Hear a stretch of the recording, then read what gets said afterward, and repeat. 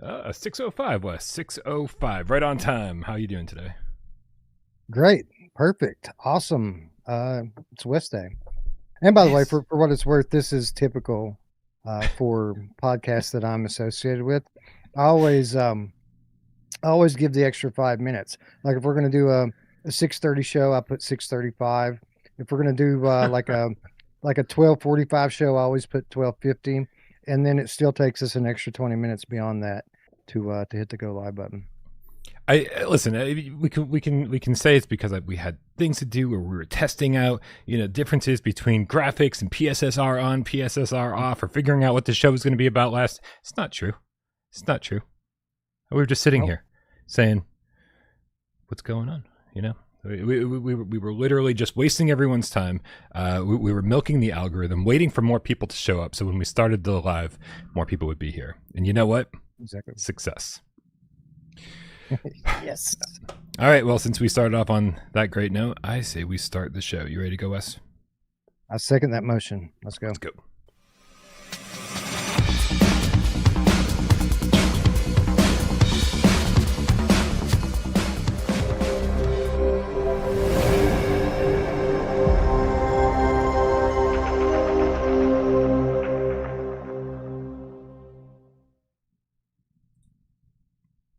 This is PSVR GamesCast Live. We film live every single Monday, WesDay, and 2 Eyes Friday right here on YouTube. We do it live 6 p.m. Eastern, video style for your viewing pleasure, but we also care about your oral pleasure. That's why we put this up on podcast services. You doing okay? Of your choice. My name's Brian Poff from the channel right here with Parole, and this guy over here to my left, your right, it's Wes Dillon from Virtual Strangers. Wes, what's happening, bud? Typical crazy ass Wednesday. All sorts of madness going on at work behind the scenes. If only you could peer behind the curtain, Brian. It's nuts. You wanna lift up the dress and show me what you got going on under there? No, but No. maybe after the show, you'll know soon enough. All right. Well, I'm excited, man, because you guys are always doing great things over at Impact and Flat to VR. So any news from you guys is good news. So hopefully it'll be public information soon enough. Whew, man, I'll tell you something, Wes. I'm so out of practice. Like for the last month, I done nothing but GamesCast Live. And so that's all like kind of my brain was programmed to do. And even prior to that, I hadn't really gotten a review or a Brian bite out in quite a while. And so I'm trying to get this Into Black review done. Dude, it's like the most insurmountable obstacle anyone could have put in my way this week for some reason, right? It took me 3 days to get PSVR this week done. It's taken me 4 days to get a 2-day review done. Like, holy crap, dude. Like, it is, I swear it's going to be out tonight because it has to be. I got to move on. I get the top 30 list to edit and work on, and you get some voiceovers to send me. And it's, Oops. I told you could get to me Thursday. It's good, man. You got 24 hours before you have to worry about that. And then you can worry about that 24 hours from now and go, shit, 5 minutes. Yeah, right. So I'm just out of practice, man. So I apologize to anybody waiting for the Into Black review. Fortunately, Wes and I covered it extensively on last Wednesday's show, and then Jamie and I covered it even more on Monday's show. So if you don't know what you're getting into with Into Black, well, then that just means you haven't been paying attention to the channel. That being said, I know a lot of people don't have time to watch like a 20, 30-minute conversation on these things, and that's obviously why I'm getting the review done. But it will be done tonight. Just don't expect it to be good because, bro, so out of practice. The last review I did, Undead Citadel. That feels like January. I know it wasn't, but it feels like forever ago. Certainly does. And you could have a better title to come back to in terms of a review. Like it's a great title, right? Like it's fun to spend time in. But there are so many facets to cover when reviewing a title like this. It's so complete and has so many different things going on with it. Uncommon depth for a VR game, I would say. That it's got to be challenging to kind of boil it all down into something that you can, say in 5 to 10 minutes. So I certainly feel your pain.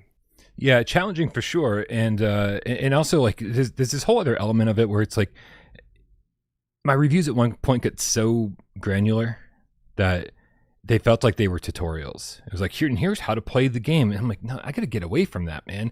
Like, people just want to know if the game's any good or not, right? Give them a brief overview, leave plenty of surprises for them to find, right? So there's always this give and take in my head of like, should I be spending all of this time detailing all of this stuff that you do in the game? Or is that stuff that's just worth being a surprise to people and like, and doesn't have to be explained ahead of time for them to decide whether to buy it or not. Some people want one and some people want the other, and I always try to find a nice middle ground. So that was tough. I actually struggled just literally sitting there and writing the review, and like I don't even know how to tell people about a game anymore. So yeah, well, what do you not talk about in this though? Because I think one of the things that makes the title so great is just the totality of it all, right? Like yeah. it does so many things well. Like in a in a box, any one of these things might not be such a big deal, but the fact that they all kind of work together in the way that they do kind of is the story with this game. And if you kind of ignore any of it, then you really don't paint a complete picture. Yeah. The stuff that I left out, or the stuff I'm leaving out, is sort of like detailing all of the optional resource runs you can do and how stuff resets every hour and like, oh, here's some more missions you can do with all these different it's like, I just say they give you plenty of reasons to to grind. There's plenty of ways to grind. It never gets boring, and so I don't need to go into detail about that kind of stuff. That's one of the things I left out, but I'm sure there's gonna be somebody that's like, that's so important, and I'm like, I know, I'm like, I feel you. I'm struggling with myself. I haven't even done a single one of those like daily resource run things. Like I absolutely love this game. I think it's a legitimate nominee for like game of the year. Came close to winning Quest game of the year last year. And I haven't even touched resource runs at all. So, wow. So go figure. Yeah, I think resource runs are probably way more important if you're playing on a harder difficulty and you really want to upgrade your weapon sooner rather than later. But I think on the normal default setting, it's fine. You can just kind of grind as you go. Colin Love says Into Black doesn't need a review. Oh, thanks, man. Thanks for letting me know now that I've spent 3 days on this thing, or 4 days, whatever it's been, plus another week playing it. Ian Stanbridge in the chat says, Brian, we need a No Man's Sky review too. He said a new No Man's Sky review, but let's be honest, there isn't a No Man's Sky review. Apparently they added giant spaceships that I have no idea how to build or find. Yeah. I'm looking forward to either Friday show or Monday show where like, people who play No Man's Sky on a regular basis can kind of get us up to speed on all the updates. Because, I jumped in today, obviously, for the story, for the headline about PSSR and PSVR2 and PS5 Pro. It's a lot of P's. And I focus solely on the graphical upgrade. So we'll be talking about that in a second. Let's get started with some tips, dude. We got Dan Kiefer with the $5 says, No Man's Sky update might be the best upgrade I've seen in 35 years of gaming. If I can build a Runabout or the Defiant, then it is certainly the best. I think Dan Kiefer maybe should have filled in for me today. You could talk about. Well, he's talking about the totality of the update. He's not just talking about right. Pisser, but he's talking about all of it. Right? Yeah, and it's such a cool list of stuff when you look at that and you say, oh my god, they just added all of this stuff into a game. The stuff that they added, I saw like skydiving and all sorts of crazy stuff. The stuff that they added into the game is bigger than some VR games that I've played, like just the addition. And that seems to happen almost every single time No Man's Sky does an update. It's like, oh, this is bigger than most VR games. So we should all be very thankful that Martin Griffith and the Hello Games team are so dedicated to updating this on PSVR2. But also, like, okay, so a little side tangent, Wes. You ready for this? This is an unexpected bridge between topics. I gotta say this. Into Black has been so good, and I've been enjoying it so much, but I still do think it is, as far as traditional VR games go, it has a lot of depth in the area of weapon upgrades and the progression system, but there's not a whole lot of depth in the sense of, exploration, right? Like there's a lot to explore, but you're kind of, you know what to expect when you explore.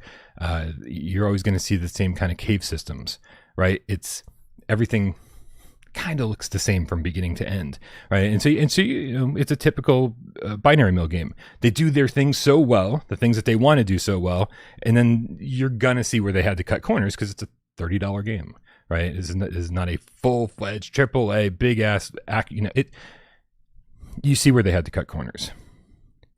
Something about rolling credits on Into Black made me think, man, I had an itch to scratch, and I've been scratching it like for a week. But then I rolled credits, and I was like, well, I can do New Game Plus, and then New Game Plus Plus, and I can go for that Platinum Trophy. But it's so No Man's Sky adjacent, right? Where you're going around and you're like ripping the mushrooms out of the ground. You're using your scanning device. You're using your mining laser and your pickaxe in order to.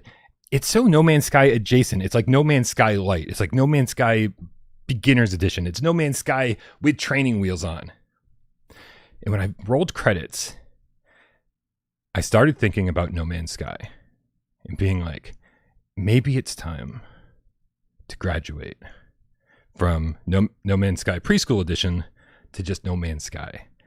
And I really have been thinking about this a lot. And so when I jumped in today, I was like, man, this really is like the big boy edition of Into Black. Right. So if you're like me and you've always kind of struggled getting into No Man's Sky and you just need something a little bit more concise, a little bit more compact, a little bit more focused, right? Tells a very specific story and you just kind of go along your way.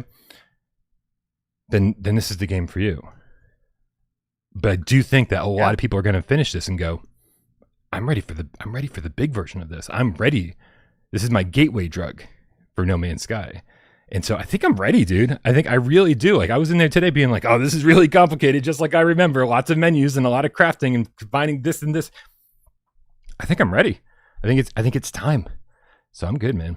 I'm good. I'm ready. I think you should do it. I think though that you're just going to find that our previous kind of feelings and statements about No Man's Sky are just going to be reinforced. I agree. There's a lot of similarities between the two games in terms of kind of some of the things you're doing. But I mean, Into Black's way more my style than No Man's Sky is. Yep. Whether we're talking about the way the campaign is put together, the story campaign and voice acting and all of that, the story elements to it, or even just down to something as kind of specific as how it feels to grind. Like it feels like a chore in No Man's Sky, while it feels fun to do for hours and hours and hours on end. Like I said it last time we talked about this, like we'll be out in a level and my inventory will fill up of quartz. Like I can't carry any more quartz or I can't carry any more mushrooms, but I'll still collect all of it because it's just so, it feels so good to do it in that game. Beyond that, I mean, I could keep on going on for a lot longer about things that I think Into Black does better than No Man's Sky. But I feel I see your point. It would be great if we could get like a version of Into Black that's, scaled up, so to speak, and a little bit closer to what No Man's Sky is. But it would also be great. Like I've said this about No Man's Sky from the beginning, like it's a great title. It's a must own, I think. Mm-hmm. But for me, the whole time I'm playing it, all I'm thinking about is what could have been. It's like they've built the foundation for what could be the best game of all time. They just never kind of took it in that direction. So I certainly can see where you're coming from there. Yeah, I mean, the point, like at least the story at the beginning of Into Black is like, oh, hey, your ship is crash landed on this alien planet, and you got to go gather resources in order to craft some replacement parts for the ship so you can get off the planet and get going again. And it's like, that is No Man's Sky. That is the point of No Man's Sky. Like that, or let's be honest, that's the first hour of No Man's Sky, right? And so there is kind of a part of me that when I'm playing Into Black, it's like, I want to repair the ship and take off and and keep exploring that galaxy with the same gameplay mechanics that Into Black offers, right? It almost feels like it's just getting going. Like I've got all these great like leveled up weapons, and I've got all these great leveled up attachments on my suit, and I can now double jump and triple jump and jetpack and grapple, use my grapple hook and create platforms with my platform gun. And now that I'm all leveled up, I'm like, I kind of want a whole galaxy to do that in. And I was like, well, you know what? No Man's Sky is kind of that. And so I'm excited. Like I haven't really been excited to get into No Man's Sky for a while. I've always been like, oh, I should, because we're a PSVR2 focused channel, and it's one of the best PSVR2 games from a lot of different standpoints out there. And it's like, so I should have a better knowledge of this, and I should, but for the first time in a long time, I actually want to play it. So I think I'm going to be plugging away at that here and there over the next few months. So I'll keep you guys posted on how that goes. We got Wally's Now GameCast, specifically White Tiger with the level 1 membership. Says, how many hours will it take to finish Into Black? 10. I think for a normal person, 10 hours. You can probably blast through the campaign way faster than that if you don't do any side missions, or if you don't spend too long, like, looking around crafting and or going and collecting specific resources for upgrades that you want. So, maybe like 8 hours if you're just kind of blasting through it. But it took me about 10, and it easily could have taken me twice as long. And then there's New Game Plus and New Game Plus, like I said. So you get quite a bit of game time out of it if you're enjoying it. So it's good. I'll concur. It took me around 12-ish, I want to say, as I recall, but it's been some time since I finished it. I am going to be interested to hear your thoughts on the ending and whether or not they've changed it from when I finished it on the Quest, because I did find it a bit anticlimactic and somewhat buggy, to be quite honest. So hopefully they fix that. But I haven't made it that far enough yet in either the PSVR2 or Steam versions to know. Yeah, no bugs. Not the ending wasn't buggy at all for me. But yes, anticlimactic. It was. It's just like, oh, here's another kind of level that's very similar to the levels you've been playing. That's, again, like really the only downside of Into Black, is that visually it can get really repetitive really quickly. But if you're enjoying the gameplay loop, it's really not going to bother you. I know it didn't bother me. Just one of those things that you're like, oh, that would have made the game even better. Andrew Ehrenreich with the $2 tip says, how many hours will it take to finish No Man's Sky? That's from everything I've heard over the years, it sounds like 30 hours to if you just want to like complete No Man's Sky, right? You want to finish the story and get to the center of the universe or galaxy, whatever the fuck it is. But that's like not even the point of No Man's Sky, and it hasn't been for a long time, right? No Man's Sky just seems to be about fucking around and improving stuff and like finding new things to build and exploring, right? So I don't think finishing No Man's Sky is really the point of No Man's Sky. But tell me in the chat. Let me know if I'm right on that or not. Wally's Now GameCast, specifically White Tiger with Canadian $2 tip, says, how has Hello Games made money with 9 years of free updates? They sold their game to a lot of people. Is there anything more to it than that? I mean, I think Sony's got some involvement. It's actually published by Sony. Sony Computer Entertainment America comes up as the publisher the second you start the game. So I'm sure they funded quite a bit of it. But just 9 years of updates. Yeah, man, I think every time you update your game and it gets more media attention, you sell a couple thousand more copies.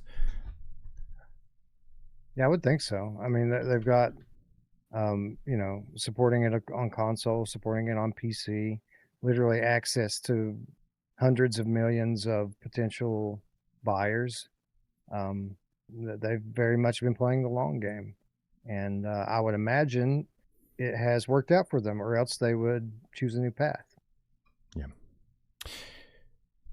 it's gonna be really interesting when Light No Fire comes out. Is like, because I don't see them stopping the updates on No Man's Sky. No Man's Sky just continues to evolve, and I just feel like if they are making money on it and they are continuing to, they're enjoying improving it, they're making money on improving it, people keep buying it, then I think that they found a great business model. And I wonder how much of the core Hello Games team is working on Light No Fire, right? Like, have most of them moved on to Light No Fire, and like that's the game that they're working on, or are most of them still working on No Man's Sky, and Light No Fire is sort of this side gig for some of the team? I don't know if they've been transparent about that, but it'll be cool. They've been anything but transparent. They have literally announced the game and said nothing else about it since. It's been like 2 years or something. Not a peep about it, which makes me believe that they're probably determined not to repeat the same mistakes they made when they launched No Man's Sky. And it'll probably be 2 more years before we even start to hear anything about it, if I had to guess. BitNappy says, but what happened to Elite Dangerous for PSVR2? Was that ever? I remember that being kind of a question for PSVR1. I don't remember them even considering it for PSVR2. So if that was a thing, I missed out on it completely. I think back in the day, lots and lots of people were interested in PSVR1, and so many developers were like, oh yeah, we're definitely considering that. And then they realized how resource intensive it was in order to just get the game up and running on PSVR1. And so many developers kind of like quietly backed out and were like, I don't think this is going to happen, guys. Sorry. Oh man. Hey, you know what? We're already talking about No Man's Sky. We might as well just keep talking about No Man's Sky. We got some other stuff to talk about, smaller news stories, but we can save those for later. Let's get the big stuff out of the way. Wes, I think I'm officially going crazy. You know, I've checked out No Man's Sky with every single update. I played it a lot on PlayStation 4. I played it on the flat screen. I played it when it got into VR. You know, we all played a very blurry game for years. And then we checked out the PS5 update, the PSVR2 update, the PSVR2 Pro update, and every single one of those updates was pretty impressive. It was like, wow, like the fact that they got No Man's Sky up and running on PlayStation 4, PSVR1 at all, crazy. It was like, how did you do that? Yeah. We're just talking about all the people that backed out and said, this is impossible, or it's going to be or the game's going to suck in VR, so we're not willing to make those compromises. Hello Games made it happen. And they just seem to be putting this level of attention towards the PSVR2 version. Again, thanks to Martin Griffiths, it seems like he's the guy at Hello Games that's just kind of pounding the pavement with this stuff. I'm so glad they're doing it. And every update's been kind of really, really impressive. And to the point where I do honestly think that if you're a fan of No Man's Sky, the Pro is worth it. Whatever the price of the Pro is now, it's worth it so that you can play the best version of No Man's Sky. I think there's a pretty dramatic difference between the PlayStation 5 version in VR of No Man's Sky and the PlayStation 5 Pro version of No Man's Sky. And it just looks so much cleaner, so much clearer in the headset. They've really taken care of a lot of the anti-aliasing or the lack of anti-aliasing, the shimmering out in the distance, and it just kind of has like a nice look to it. And it's you know, from a technical standpoint, it's one of the best looking games on PSVR2. And then I wake up today to the announcement that PSSR support has been added to No Man's Sky on PSVR2 on PlayStation 5 Pro, and it is supposedly this massive update. People made videos. Somebody's like, it's 500 times better, and I was like, this is going to be a big improvement. Wes, I definitely give myself a lot of credit because I feel like I'm the one that notices small details when it comes to graphical anomalies, frame rates, reprojection. These are the kind of things I notice. There is a switch in-game that lets you switch back and forth between PSSR support and regular ass no PSSR support. So you can see for yourself, go back and forth and see the differences. Minimal. I know people are going to hate me for saying it because people are so excited about this and they think it's, you know, the second coming. Minimal from what I've seen. Okay? It's shocking to me that so much noise is being made about this. I totally respect Martin at Hello Games because he's obviously worked very hard on this. He says he's been working with Sony off and on for the last year in order to get this up and running.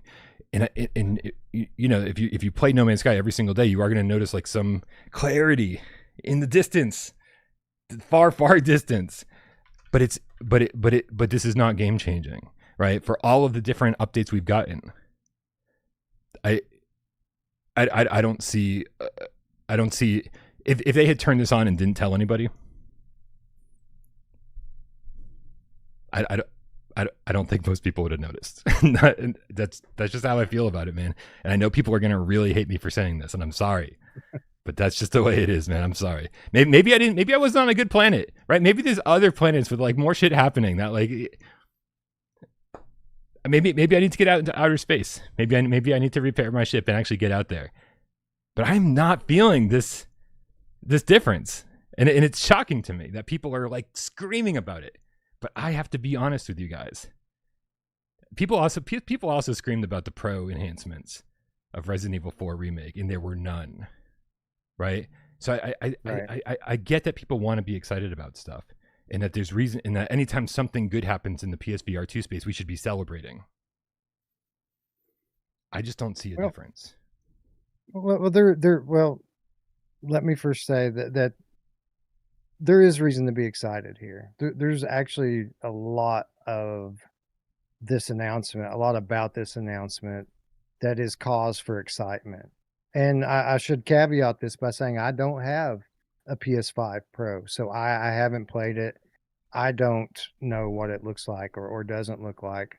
But I don't think that the immediate impact of this update is what people should be excited about.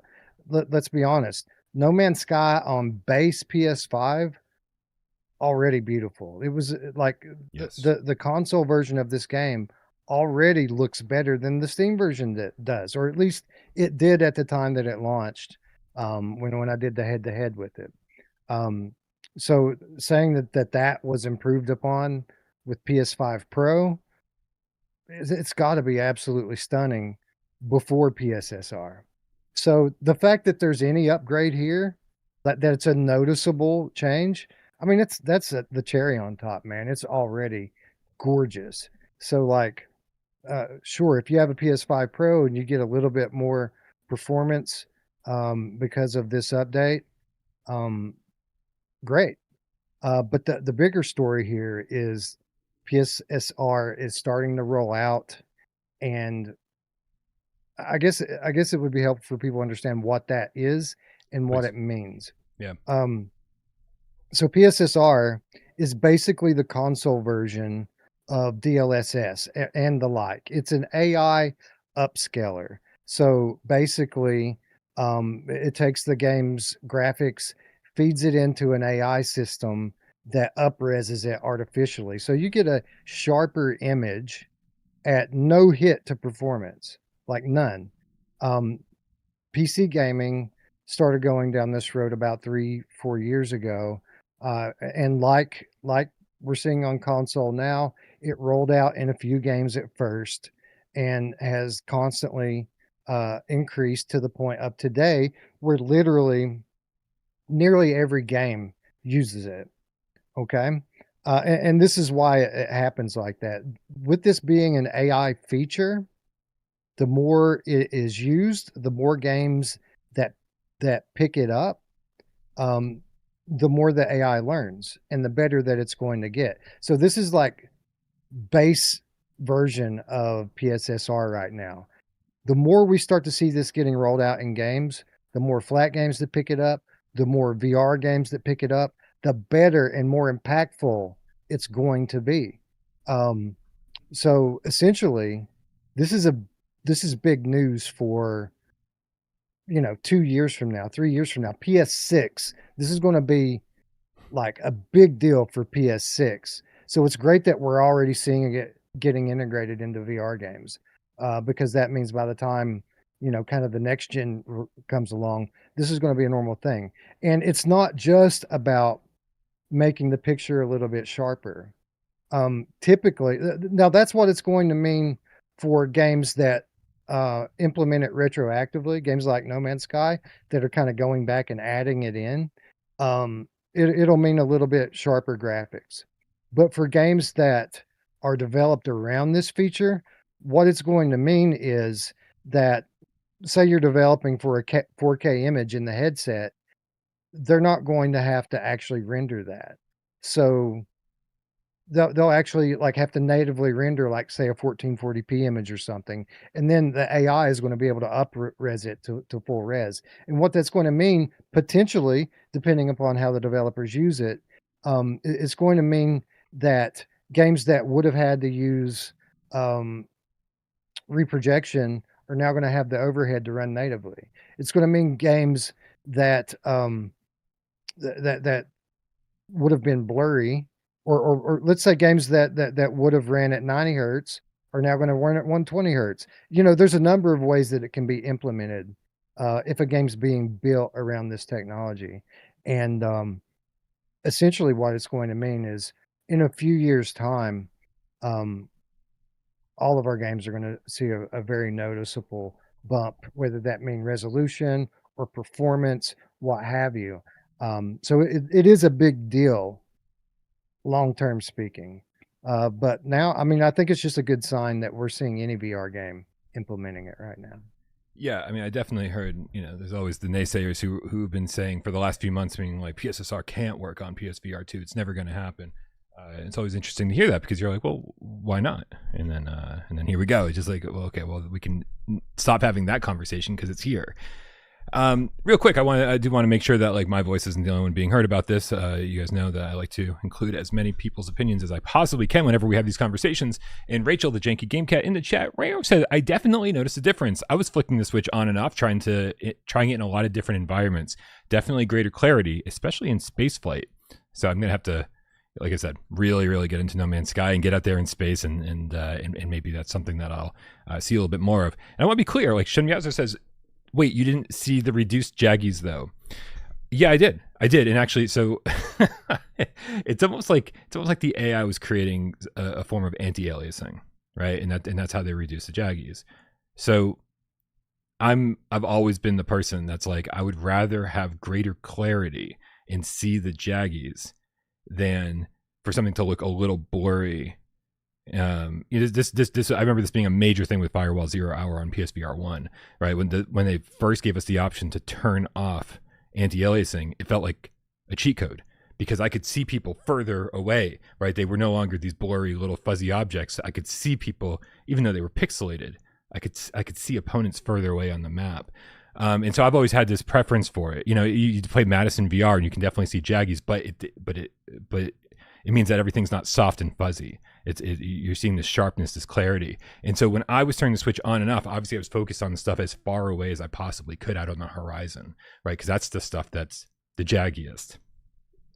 And what happened was I would turn it on, PSSR on, and it wouldn't be clearer. It would develop this soft fuzz where it's like, okay, this is now a preference thing where it's people are going to be like, oh yeah, it's a cleaner image, but for me it became a softer image, and I've never preferred that like since day one VR. So yeah, I can see what you're seeing. I'm never going to say there's no difference because there is, but it's one of those things that again, like if they didn't tell me they had turned it on, I wouldn't have even known it was on. So Corey 2016 says I can notice small things like lines, less fuzziness. Exactly. That's what you're going to see. I just want everybody to be on the same page. And let's not be fucking hyperbolic about this. When people are saying it looks 500 times better, or they're screaming and being like, "It's amazing! Look how great this is." That's what they should be saying when they check out the Pro version for the first time, not this minor enhanced PSSR update. I'm sorry. At least that's how I feel. Yeah, and reduced jaggies is just kind of an after effect of upresing. I've noticed on PC, if you super sample a game enough and you get the resolution high enough, like the render resolution, aliasing just doesn't happen. So whatever the problem is that causes the jaggies, you can fix that basically by having the render resolution be high enough. So what that essentially means is if we can get these games to render out at a high enough resolution, whether that be natively or through AI upscaling, then it completely eliminates the need for any anti-aliasing tech to even be used at all. So if you think about that, anti-aliasing is one of it's very resource intensive to have it in a game. So you're kind of looking at game developers kind of working toward this threshold that once we meet it, anti-aliasing isn't even needed anymore, which is only going to compound by freeing up even more resources. So again, Right. just another thing to be excited about Yeah. going forward. Yeah, and I am excited about this. I think this is obviously really great news.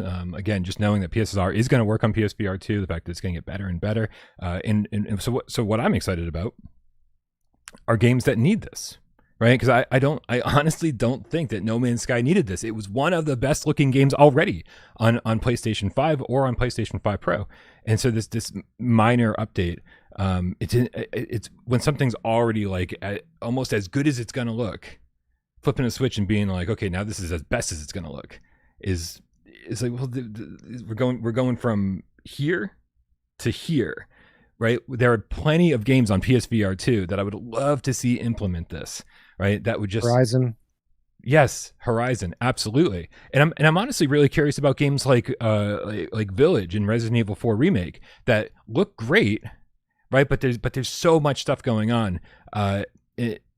That it just makes me wonder. Like, I was wondering if some kind of, like, I obviously wouldn't want it to soften the image or do anything like that I was just talking about. But I'm wondering what it would do to those kind of games. But yeah, there's just so many games that really swung for the fences and didn't quite land where they wanted to.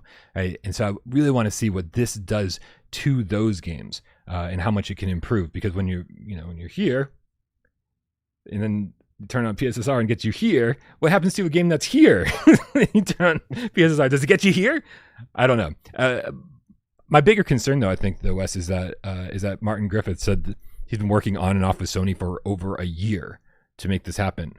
Is that because it takes a lot of fucking work to get PSSR up and running on PSVR 2? Or is that just because PSSR wasn't a thing that was ready for PSVR 2 yet, and that's why he had to work with them so long behind the scenes? I don't know what that means right now. I think it's probably a combination of things. I think that it's notable that you said that Sony is the publisher of this game, and these AI upscaling features aren't something that work outside or out of the box for VR. Like DLSS, for example, didn't initially work for VR games on Steam. So somebody has to do that legwork to make it compatible with VR. And I would say Martin Griffiths is probably that guy. He's probably the one that's kind of doing the legwork on this. And now he's going to take the results of his work back to Sony, who will then, kind of develop technical support to roll it out to everyone else. Also, I think it's notable that he didn't just say that it's taken him over a year to get this working with the VR version of No Man's Sky. What he said specifically is that it's taken him over a year to get it working in tandem with the dynamic foveated rendering that they're all already using. So I don't know if there's some like extra work to get that to work together, but I would assume so. So it's probably a number of things. But I'd say that No Man's Sky very much is the guinea pig here. And now that this work is done and out there, we can start to see other studios and other games benefit from it. Nick in the chat says No Man's Sky runs on its own engine, so I'm wondering if that had something to do with it. Does it not use? Oh no, Havoc is the physics engine. Man, I bet. I'm wondering if you use something like, God, what's the one that like Horizon runs in? I have no idea. There's so many of these damn custom engines, man. I have no idea what they're called. I know, right? It drives me crazy though, because it's the kind of shit that like I feel like if I rewind. Oh wait a minute! I think I could think about this and probably remember what it's called. Right, because Death Stranding uses it, and it's sort of like the internal Sony. Decima engine, maybe. Is that right? That's the one Death Stranding uses. Decima. Okay, and that's it then, I guess. Decima. Okay. Yeah. Yep. Chat confirms. Cool. Thank you, guys. Anybody else want to chime in? Yeah, no, I know the name Unreal. Don't worry about that, you guys. I usually yep. No Man is an island with the level 1 membership, says light my fire. Come on, baby. Super Nintendo Chalmers with the what happened? World of Long Pays points out that Call of the Mountain actually is an Unreal title. It's not made in Decima. Oh yeah, I don't think any VR title has been Decima, right? I guess not. I don't think so. I wonder if it's even. I don't even want to get into it because it's a whole nother episode. Super Nintendo Chalmers with the $5 says, can they make games larger scope if they're using less computing power to render sharper graphics? I feel like that's a loaded question. I think it's going to depend on a lot of factors, but I think the answer is yes. What do you mean by scope exactly? Right. I don't understand what the question is. Yeah, immediately I just thought where I went to immediately, instead of thinking about what the question really meant, was, can the worlds be bigger? Right? Can the maps be bigger? Affect that at all. Yeah, this shouldn't affect that at all. I mean, maybe on a small level, because I mean, on a hypothetical level here, if you've got AI kind of working out some of the detail, then you don't have your your GPU doing that work. So in that sense, it could maybe handle a little bit more in terms of scope, but there's so much more that goes into determining what the scope of a world is that I wouldn't expect it to have like a huge impact on that end. Yeah. Yeah, and you're right. Scope means so many different things, not just the size of the world. It's mechanics, it's enemy AI, it's number of enemies and variety of enemies and weapon physics. I mean, it's everything. Yeah. Grandpa's Barbecue or Game Cat with the Australian $10 says, just showing support. Oh, thanks, man. Appreciate that. All the support is always appreciated. You guys are awesome. Thank you for being here, and thank you for all of the financial support. You guys are always making sure these lights are on. This light and that tornado gets fed. Don't worry. Even if the channel goes down and everything burns in a fire, tornado's getting fed. She's priority number one around here. Game Cato with the Australian $10 says, I played No Man's Sky with the PSSR update. Still encountered blurry textures, pop in. I guess it looked a bit cleaner, but didn't notice so much, to be honest. It will be more noticeable in smaller scale games, methinks. Exactly. This is again nothing to rave about from just the perspective of the gamer, but when you dive into the technical side of it and say, what is this going to do for our platform, for our headset, and for games in the future, I think that's why we should be celebrating. I don't think we need to exaggerate the results of this. Just because it exists. Still, again, I want to be clear. I think the PlayStation 5 Pro version of No Man's Sky, all on its own, without PSSR, was man. If people played No Man's Sky so much, they're going to get like 1,000 hours out of that game. If you like No Man's Sky, the Pro is worth it on its own. I think that it's one of the best upgrades from the OG PS5 to the Pro. There's plenty of other great updates, depending on what game you're playing. But this is the one that I'm like, wow, there's a massive difference, all on its own. Anyway, that's No Man's Sky. I can't wait to hear what AJ thinks about it. Oh wait, AJ doesn't have a Pro. Okay, I guess I'm gonna have to wait to hear what AJ thinks about it for quite a while then. I've felt AJ screaming at his screen for the last 20 minutes, so we should probably move on. Okay. Hey Wes, what do you know about Grimlord? Grimlord's awesome. What do you know about it? I've heard that it's awesome, but I don't know that firsthand. I feel like it kind of comes up whenever people talk about things like Legendary Tales or those kind of like hack and slash sort of dungeon crawler RPG sort of multiplayer games. But I've never played it. This is supposedly coming to PSVR2. And very recently, shout out to Jelly, by the way. I need to start giving shout outs to the people who tracked down this information for us. But Jelly asked the developers and said, hey, look at that, there it is. He says, what's the update on the PSVR2 version? in their response, this must be a Discord conversation. He says, I'll be honest, we're currently stuck in communication with the publisher. Sony's store has a very strict launch process. So from a technical perspective, there aren't any major issues. And he says, oh, damn, good luck with that. So it sounds like the publisher is trying to get Grimlord through certification. That's what it sounds like. Which means we're within months of a Grimlord release. And I got to say, Wes, this seems like this is one of those games we always talk about. Like, oh man, the fall is already getting crazy. There's like 12 games minimum that I'm excited for coming out over the course of the next 3 months. That's four exciting games a month, right? But on top of that, I'm always like, oh, there's gonna be something that we haven't heard of yet. There's gonna be something that, like, we've heard that Golf 5 E Club, is that what it's called? That's in certification as well. Like, so there's going to be these games that are just fucking dropping like left and right with probably no publicity at all to pile on top of those other 12 games that are coming out over the course of the next couple months. So I think we're about to get slammed, dude. I think we're about to get slammed. So if Grimlord really is in certification, in the context of games that we've played, like especially Legendary Tales, because that's kind of what this trailer looks like. How does it differ? Like, why should we be excited about this over something like Legendary Tales that we already have? All right, so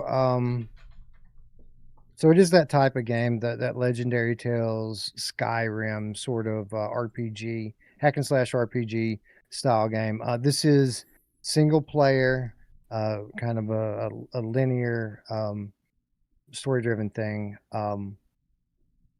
Incredibly deep progression tree is kind of the one thing that stuck out to me about it. Now, with that said, I have spent some time in this game.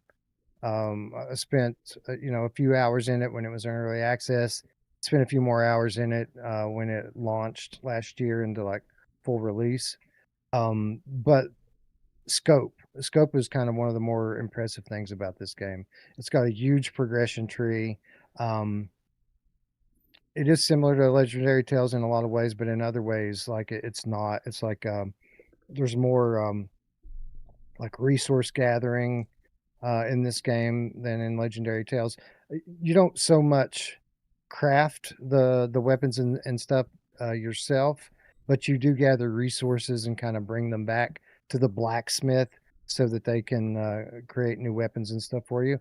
And it's just massive. There's like tons of different weapons, character classes, a lot of the things you like about Legendary Tales, but presented in a different way than Legendary Tales does it. There's voice acting. The character models are absolutely beautiful. So a lot of the things that we the few things that we dinged Legendary Tales on, Grimlord actually does well. But it is a single player experience where Legendary Tales is kind of like a 4-player co-op style game. Okay. Well, just everyone keep that in your back pocket. It sounds like everything you said is great. Everything you said. Like I don't expect any game to have like the depth and the scope of Legendary Tales. It's just that's a game that we just don't see very often in VR. There's games with that level of skill trees and just the scope or the size of the world. I keep saying scope because we brought it up earlier. Now I'm just gonna say scope every 5 seconds apparently. But I don't need this game to be better than that game. I just like you said, it's kind of Legendary Tales-ish, but it feels a little different. It's like that's good, man. Like I need more of these kind of games in my life. So I'm down. I'm excited. It is comparable in scope to Legendary Tales, and as Looper points out, the world itself is larger in Grimlord. Like it's a bigger world.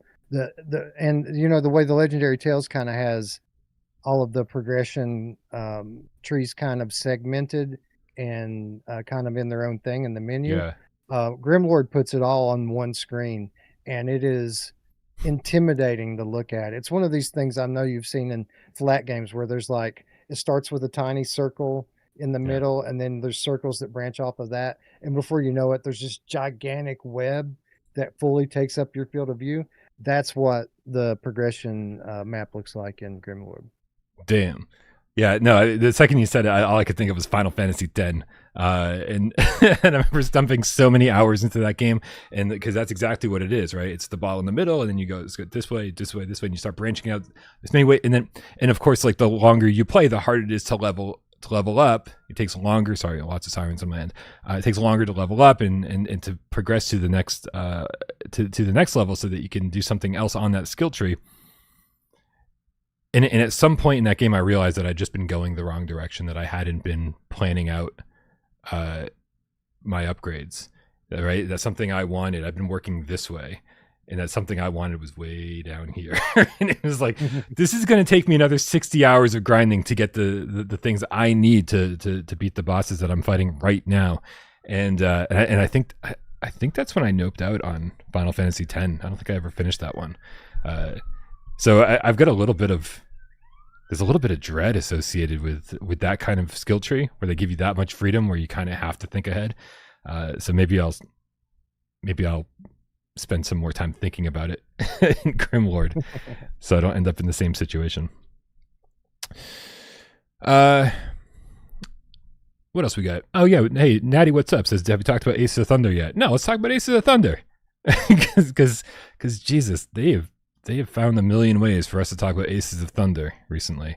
I mean, what was it, last Friday? Well, not even a week ago. It showed up on the PlayStation Store with a September 3rd release date and a $30 price tag. We're all surprised. We're like, damn, that's September 3rd? Is that right? That can't be. That's next Wednesday. Or maybe it was September 2nd. I forget what it was. But it's literally coming next week. So that's what it said on the PlayStation Store for days, right? It showed up on Friday morning, and then all weekend long. No one fixed it, and now here, hold on. We have more images. We have more images to get us updated on this. Where is it? Here we go.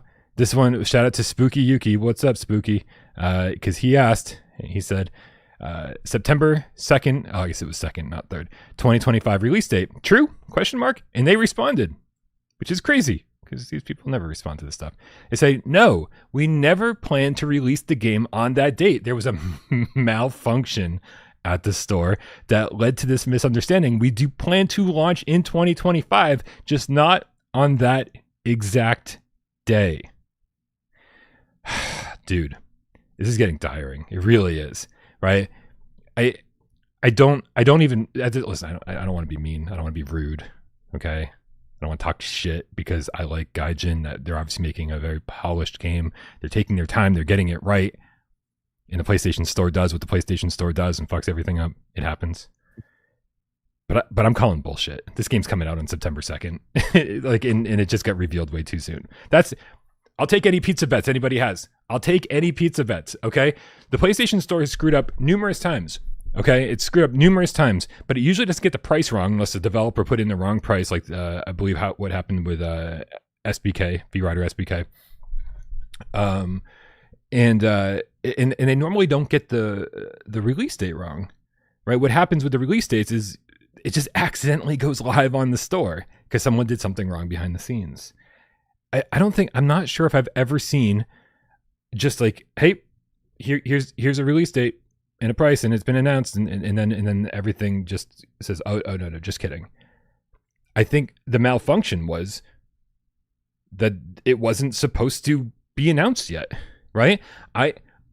We were talking we were talking about how there might be a state of play next week, and they say, hey, in this game that you've been waiting for is out now, right? Like they just announce it as like a stealth drop.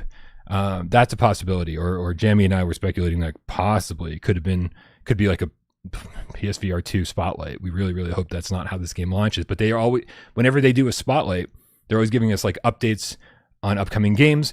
They announce a new game, and then there's always a game that's like, oh, and this game is out right now. Something to the magnitude of Aces of Thunder seems ridiculous to have a stealth launch, right? You want to hype that shit up as much as possible.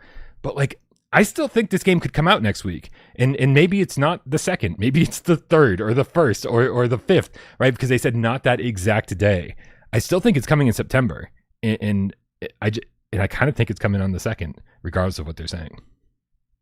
Yeah, that's what I was thinking, is that maybe it was coming a little bit later. I thought we had a date, but I didn't know the date was literally next week. I was thinking it was a little bit later on. I don't think that it's coming next week. I'd be glad to be wrong.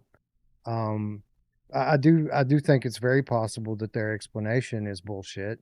A lot of things can go wrong um, on the Sony platform specifically. It's very confusing and convoluted to publish games on Sony's store, and it's easy for you to make a mistake that's Sony's fault. So I get it why people like to pass the blame off on Sony so often. Um, but so yeah, that can totally be bullshit. But the fact that they come out and say that no, we're going to come this year, but not that day, I don't think we'll see it next week. Okay. Hope I'm wrong. Listen, I hope we don't see it next week, because it's the kind of game that I want to dive into. I want to play it a lot. I want to get through the campaign. I want to have a review ready, right? Like I don't want to be fumbling and trying to figure out how to review this game after it's already been out and everyone's been playing it for a week, right? It's like people don't even need a review at that point. They're like $30, I'm down. So this is just the newest drama in the Aces of Thunder story. People just want a release date. People just want a price. People and we thought we got it, at least in the worst possible way, right? It was like, well, at least we know, and even though it was not revealed in an exciting way, it just shows up on the PlayStation Store with a release day, and the price. All right, well, it's better than not knowing. And now we're right back to where we were, not knowing. It's like, Jesus, even that bad way of announcing it seems better than the not announcing it at this point. I don't know. I feel like I'm falling victim to the angry internet mentality, like where everything just sucks and we just need this, right? Because for a long time I was like, just be patient. It'll be out when it's out, and that's, it'll be fine. And and then when it's out, you're not even gonna remember how long it took, and all the delays, and all the the radio silence, and all the hype that led nowhere. But the dam's going to break soon on it. I feel like a lot of these games, typically the conventional wisdom is to avoid the hot months. People aren't playing VR; they're outside. Even the ones that are inside are too hot to put on a headset. So most studios try to wait it out and put it out a little bit later. But the longer you wait, the more competition you're going to have, and that's certainly going to be the case. From October on to the end of the year, I'm sure it's just going to be nuts. So I do think we're going to see it soon. I'd be surprised if it's next week. Yeah, I just love this trailer, dude. I really do. Like this, I feel like they took all the best parts from everything we'd seen so far, and amped it up a little bit, and then put it all into this trailer. Like there's the VRAF stuff, like the closing the windows with your hand. There's multiple different types of landscapes that we're seeing here. There's like the place that looks really like it's like in autumn, and like all the leaves are turning brown, and it's like this forest, and then there's one with snow, and then there's a desert one, and even the desert has like the texture in the sand. It's like, how is this game gonna look this good? It's insane how good this trailer looks. So I'm excited for it regardless of everything. So I'll be patient, and hopefully Gaijin has something planned for an exciting launch, because I want everyone, whether they own a PSVR2 or not, if they're in the PlayStation ecosystem, I want everyone to know about this game. Hopefully at this point they already do. Hold on to your HOTUSes. HOTUSes? Or HOTAI? Is it HOTAI or HOTUSes, Brian? I don't know. Hold on to your HOTAI. Why don't we say flight stick? Why don't we say that? Oh, I have no clue. Because I guess it's the throttle and stick. That's the toss of the toss. Oh, I don't know. Gotcha. I don't know. I never knew what that meant. I just knew it as a word, an HOTUS? acronym, but I never knew what it stood for. Yeah, hands-on, throttle, and stick. Who else always has their hands on throttles and sticks? I don't. Please enlighten the audience. I'm sure the chat will. Yeah. Scott the PSVR GameCat for life says Into Black hits the UK store. All right. Congratulations. It's finally out. it shouldn't. I think it's out tomorrow for the US. Or no, I guess if it hit the UK at 7 p.m. my time, then it's going to be a midnight release, right? For the 28th. So hopefully my review will be ready by midnight. No promises. I have no idea. Man. I suck at this. No one should let me do this. We got Not Sure Bronda with the where'd it go? $10 tip. Says this is for Tornado's Catnip Fund. You keep your paws away from it, Brian. Aw. That's all right. I'll give Tornado catnip and I'll just fucking microdose on mushrooms or something. I got my own way of having fun. How's your cat, Wes? I haven't seen your cat in a while. My cats are good. Plural. The one that stays inside all the time is still just as restless as ever, but she's growing up and she's becoming a fine young lady. The one that lives outside is perpetually trying to get back in the house because the girl cat in the house has not been spayed and the boy cat outside the house has not been neutered. So they're constantly trying to find one another. And then the old one, our first cat that's getting old now, who we fought for years to try to keep her from getting outside. Now we just let her go when she wants. And she's gone from being a young bitch to being a happy old nag that gets to come and go as she pleases. Wow. I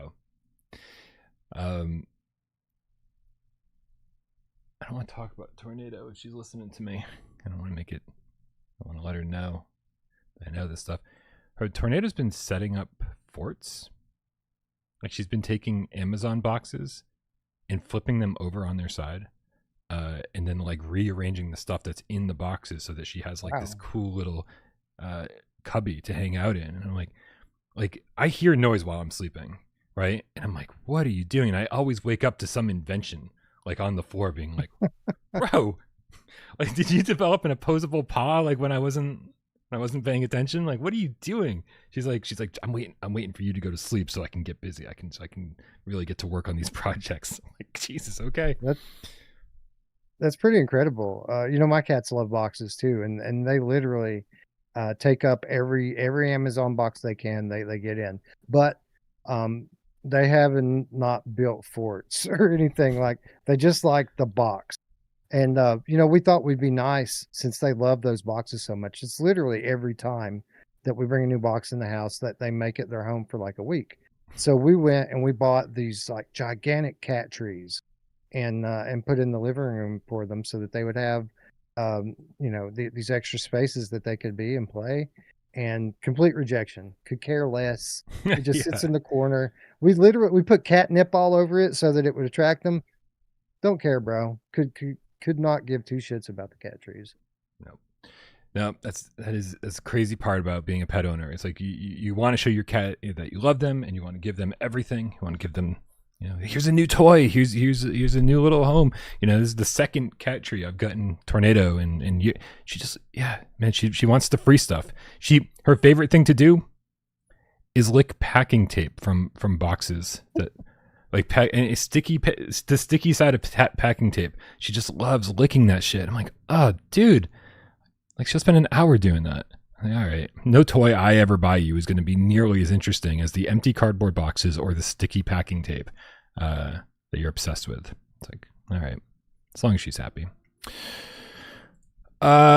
We get another tip here from the Marvel Sod with the $50. Thank you so much, buddy. He says, I find that I can't care less about Aces of Thunder these days.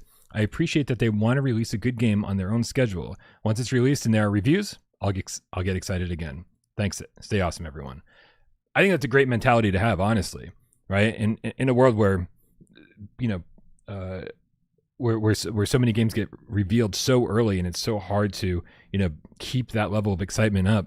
I know we've said it 1,000 times, but like I remember when Fallout 4 was announced, that was perfect for me. It was announced, and then 4 months later it was out. It was insane how fast that announcement to release date was, and like that was perfect.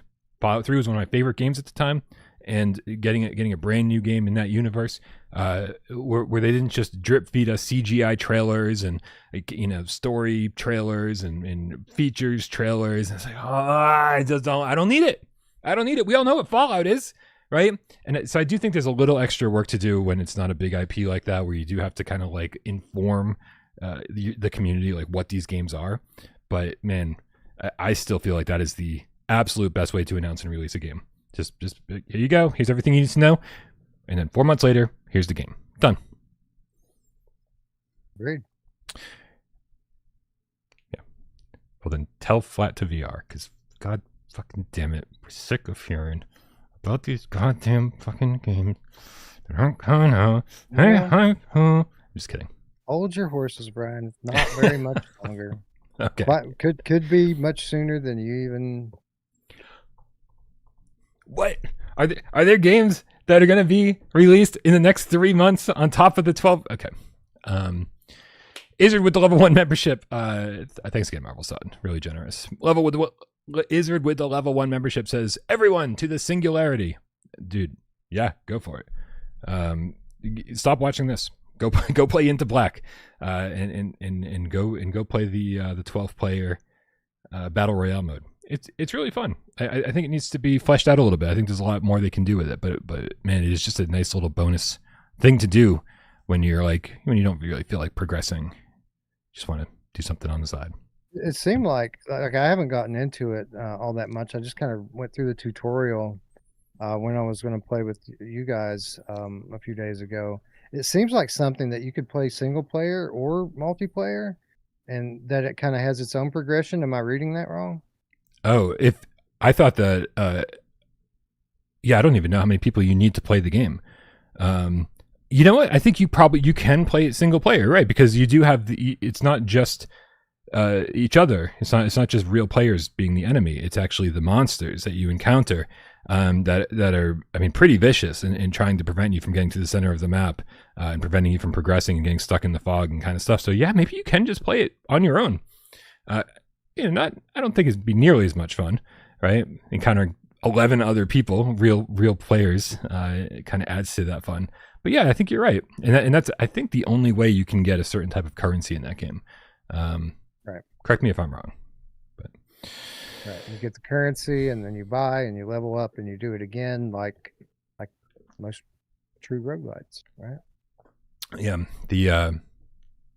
Yeah, that's right. There's a whole nother. Anyway, again, this is another part of the Into Black review that's not going to be fleshed out. I'm going to do a very quick overview of it, and I'm not going to be talking about spending money so you can go into the battle with even more resources and shit.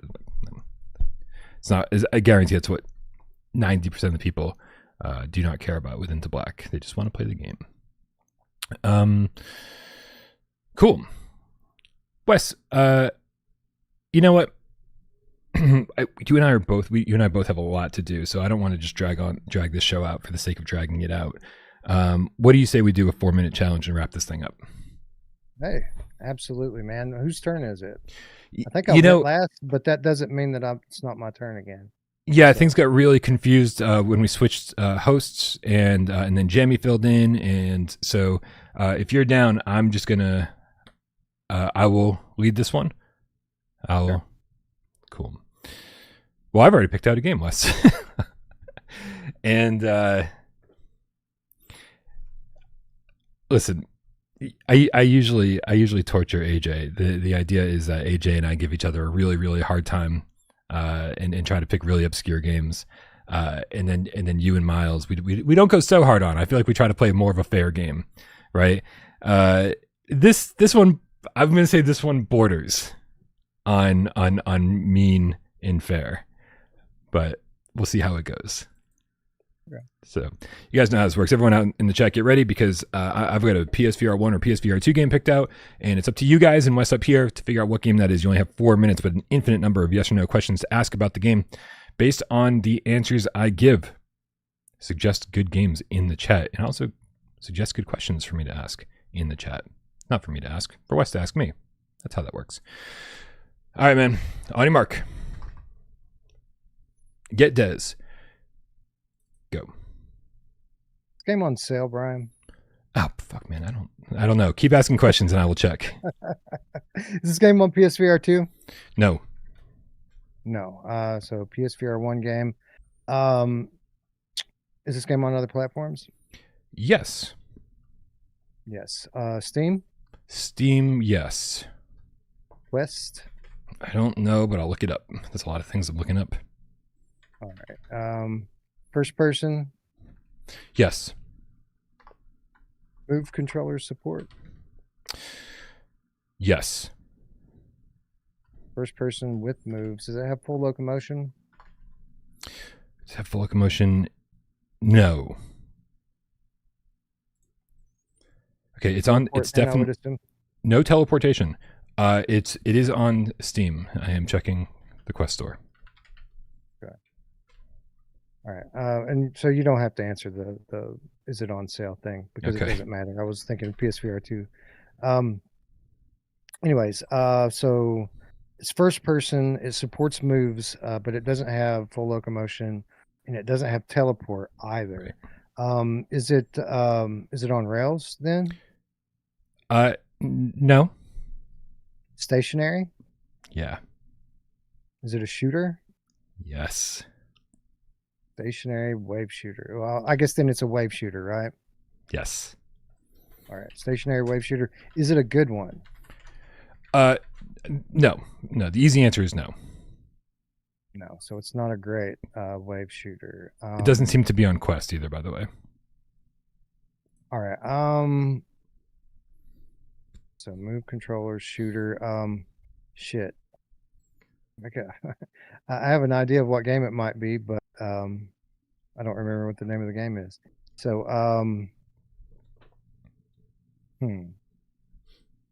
do you play the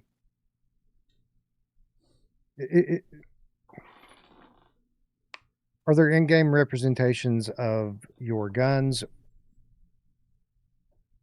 Like, are there models in the game of the guns? Can you see your guns when you move the move controllers? Yeah. Okay. Yeah. So is it all right? Cool.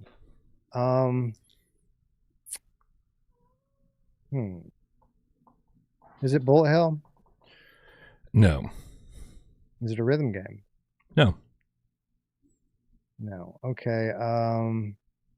You shoot dinosaurs in it? No. Is it like a zombie shooter? It's not zombies, no, but it similar vein.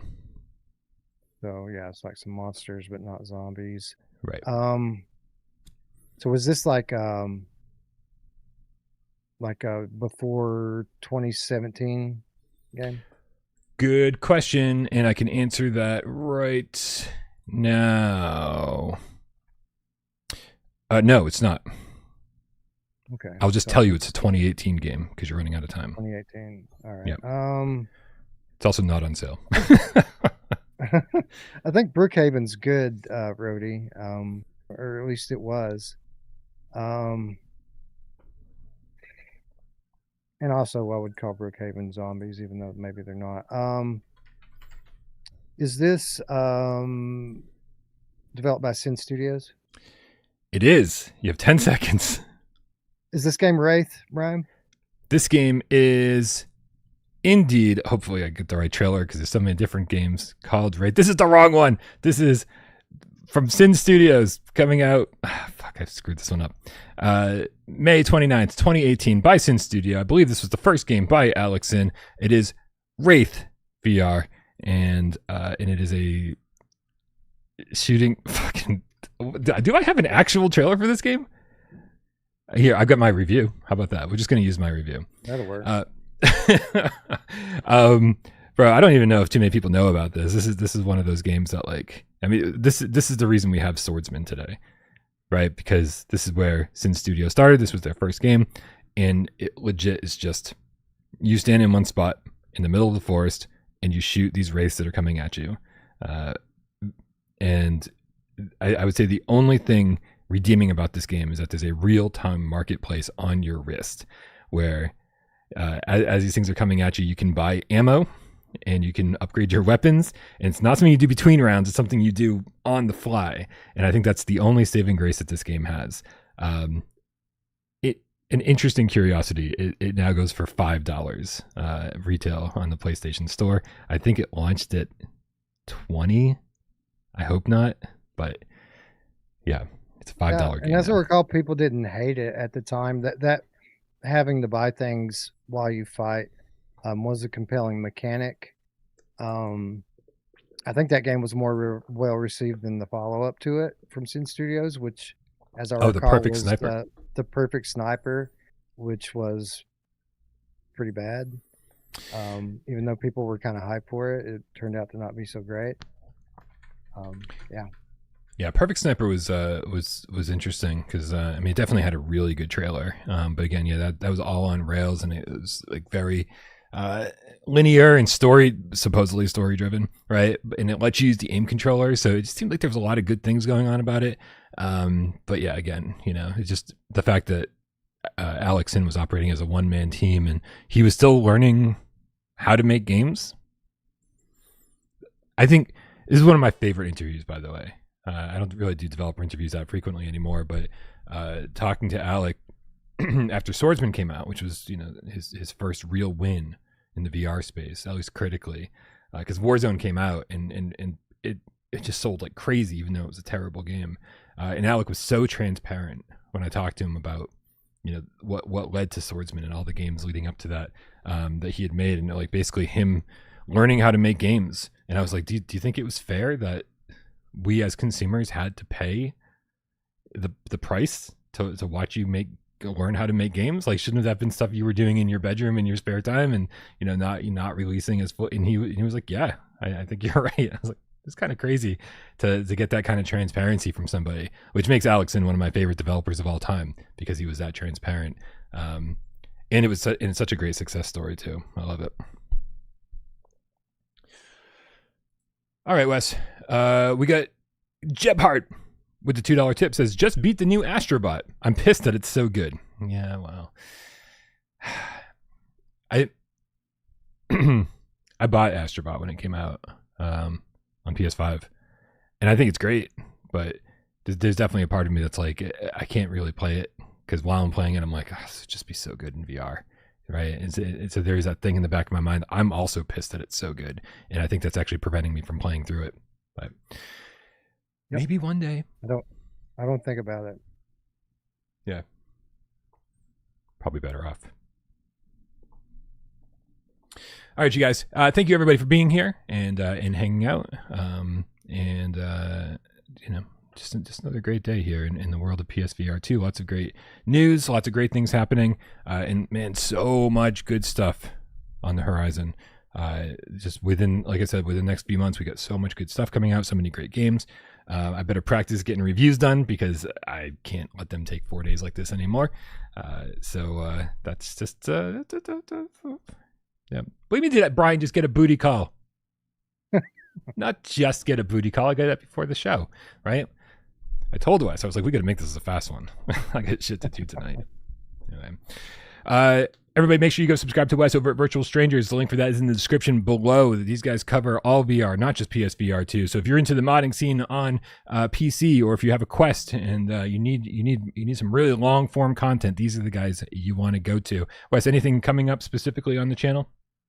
Yeah, we're going to do an episode this weekend, most likely. I've got some extended time off from work for the holiday, so we're going to be sure to get an episode in this week. We'll be covering Into Black in some capacity, and then another game.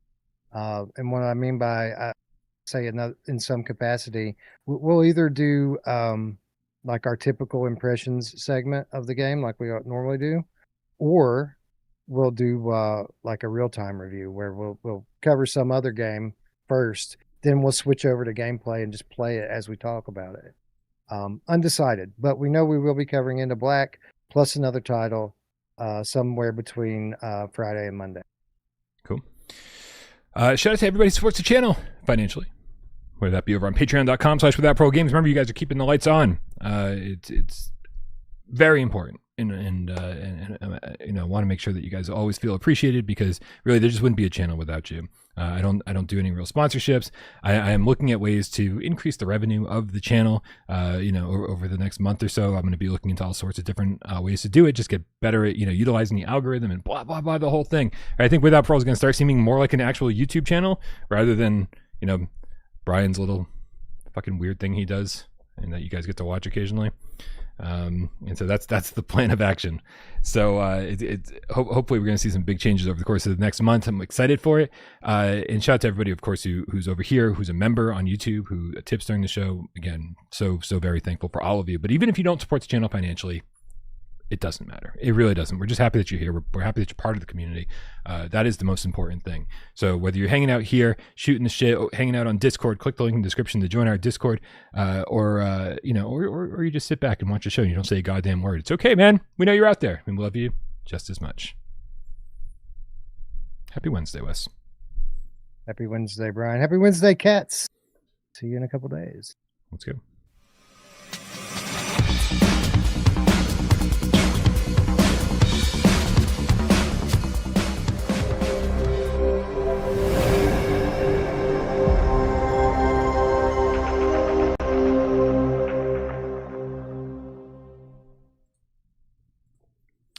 Ah, man. Grandpa's Barbecue or Game Cat with the Australian $5 tip says, Wes, time off from work. Don't stream, dude. Enjoy a break. Oh, I don't think that's an option for you. You don't get to not work, right? Yeah. Well, streaming is a break. So I'll just say that. Like, playing VR is fun. And of course, I love having the viewers along with me. So, yeah, dude, for sure. Like we'll be on the air this week. I get 4 days off of work, man. Spend one of them doing a show. Nice. Yeah, it's always funny when people try to tell me, they're like, Brian, take some time off. Like you need time. Like you need to reschedule your life and to be able to do whatever. They're always telling me, it's like, oh, we don't need to do 3 GAMESCAST a week. And I was like, no, you don't understand. GAMESCAST is relaxing. It's the thing that keeps me going. It's the thing that if I'm in a bad mood, I'm always in a good mood by the end of GAMESCAST. So that's never gonna be a thing that we change. Because I think it's really good for my mental health to do this. Group therapy, bro. Hell yeah. In real time. All right, we're going to take a look all the way back to August 27th. That is today, but 4 years ago, 2021. The height of the pandemic. Yeah. It's the great PlayStation VR top 25 debate. Ooh. Yeah, just looking at some of the games that are in these tiles here, I can see a little corner of Iron Man VR. We had Borderlands 2. I think the bottom one is Fracked. We got Astrobot there. No Man's Sky, we've been talking about for years. This is PSVR1. PSVR1 was great. There were so many good games. Nobody ever talks about Borderlands 2 anymore. Like, bro. And as AJ always points out, like the best part of Borderlands was like wasn't even there at launch, right? It was when they dumped just dozens of hours of DLC on us, and like it was almost kind of came and went, and no one really appreciated it because it was like they didn't make a big deal about it when they dropped it. Yeah. Yep. This was a good time, man. Those were the days. I mean, we could sing the whole theme song to All in the Family. Is that what we're going for? Yep.